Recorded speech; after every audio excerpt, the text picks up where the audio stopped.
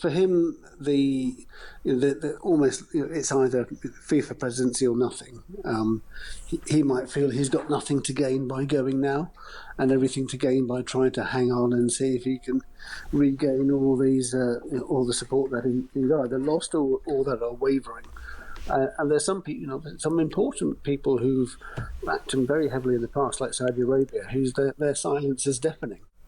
So FIFA senior members gathering in Morocco, Gianni Infantino trying to shore up support for his role as president. The ground has been crumbling beneath his feet. Only a small number of countries have offered public backing to Infantino after his plan to sell off the World Cup collapsed around him. James Restall is the head of sport for the Times and the Sunday Times. Hi to you, James. Good afternoon. Any puffs of smoke, even if it's the sound of a FIFA president going up in smoke? No, well, so the as you say, John, the top brass, they're meeting at FIFA's headquarters in Rabat. They've opened a new building not that long ago there, and we saw earlier today Gianni Infantino's car arriving.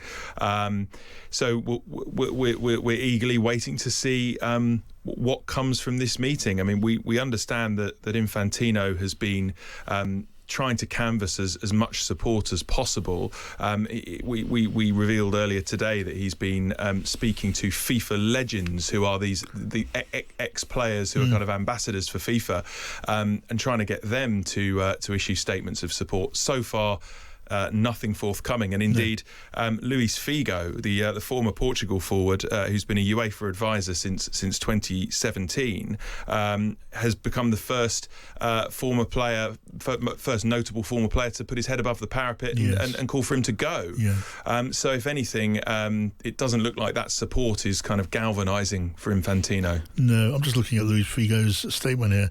Infantino, he says, has debated the office that he promised to elevate. He's lied, deceived, and tried to feather his own nest at the expense of the game he's supposed to serve. And it goes on. If he was looking for support, not a lot of it there, is there? I mean, you wonder, it looks like a desperate stand we're getting from Gianni Infantino. I was going to ask you, is, from what you know of Gianni Infantino, is he a guy who has it in him to see the walls closing in and walk? I mean, so far, that doesn't seem to be the case.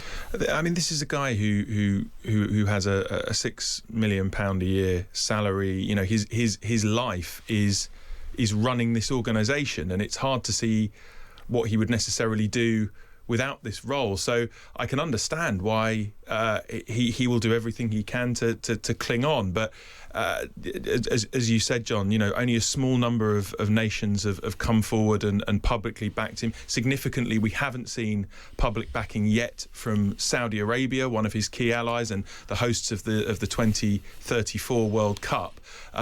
So it does feel like it's a case of when rather than if. Yeah, I mean, this posting by Luis Figo, it's had 2.1 million views so far just on X, and no doubt it's been read much more widely than that. And as for Friends, we also know, don't we? When you told us that Infantino reached out to the White House and his old pal Donald Trump, who I think has, in the last 24 hours or so, said, look, he has some sympathy for Infantino. But that's as far as it goes. And there's a pretty tight limit, you'd have thought, on what the White House can do for Infantino in any direction at this point.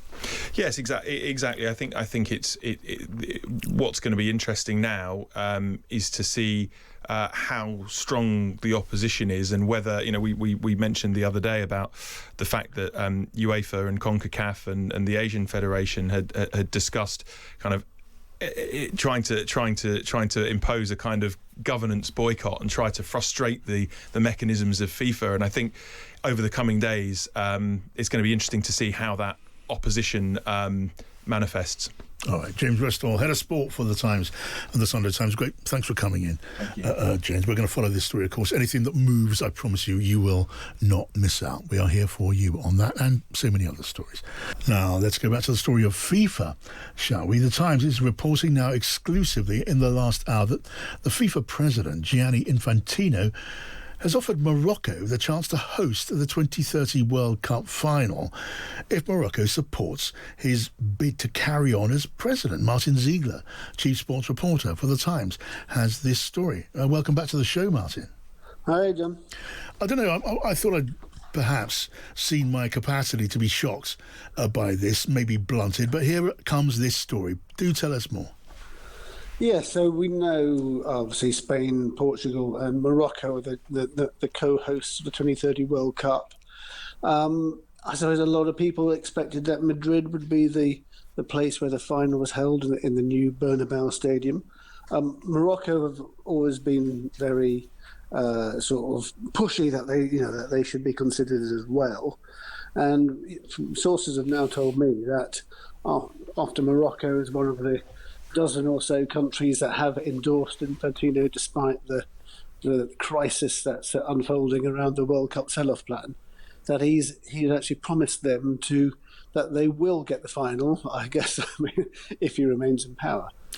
If he remains in power. I mean, only yesterday, Martin, we had your story that the Jordanian FA were accusing Infantino and FIFA of blackmail, and not just bribery, but blackmail, hanging on to football tournament prize money and saying, look, there'd be benefits flowing if they backed Infantino. This goes over the line even further to say that a country could have the World Cup final if they back Infantino for president, something that Infantino would never say out loud.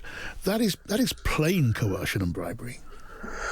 Well, I mean, his whole presidency has been sort of viewed in the backdrop of rewarding his supporters. Now, Morocco have been his biggest supporters almost from when he took over. And so it's no surprise there that that's where FIFA built their African headquarters, opened last year. That's where he's having his crisis meeting of the staff that remain loyal to him today. And Morocco is also the country he rewarded by basically shoehorning in as co-hosts with Spain and Portugal, because until he sort of did that, it looked like Spain and Portugal were bidding for it on their own. Yeah. The meeting that's taking place now, Martin, is this basically Infantino's last redoubt? Is he surrounded by the people, the ultimate protective circle? Will this be a crunch moment for Infantino, or just another step along the road? I think this is a sort of, a sort of last gasp. What do we do now? Meeting. Where can we go? How can we get support? Because for him, almost it's either FIFA presidency or nothing. He might feel he's got nothing to gain by going now, and everything to gain by trying to hang on and see if he can regain all all the support that he's either lost or that are wavering. And there's some people, some important people who've backed him very heavily in the past, like Saudi Arabia, whose their silence is deafening. Right, and where does this go now, Martin? In as far as one can tell, what's the next step along this road? Well, we're waiting I think we're expecting some kind of statement from FIFA after the meeting. I think it will be a sort of business as usual, nothing to see here. We get on with the building football around the world. Right. ignoring the crisis, and I think from that point, then we will see what do the people against him in UEFA and CONCACAF and Asia, what is their next move from this, and are they going to push ahead with this governance boycott to try and bring the organisation to its knees? It can't drag on for too much longer, can it? Because you've got the pressure now at the pitch that it is at, and you can see on the calendar there are big events coming up, which will have to be confronted quite soon. Exactly.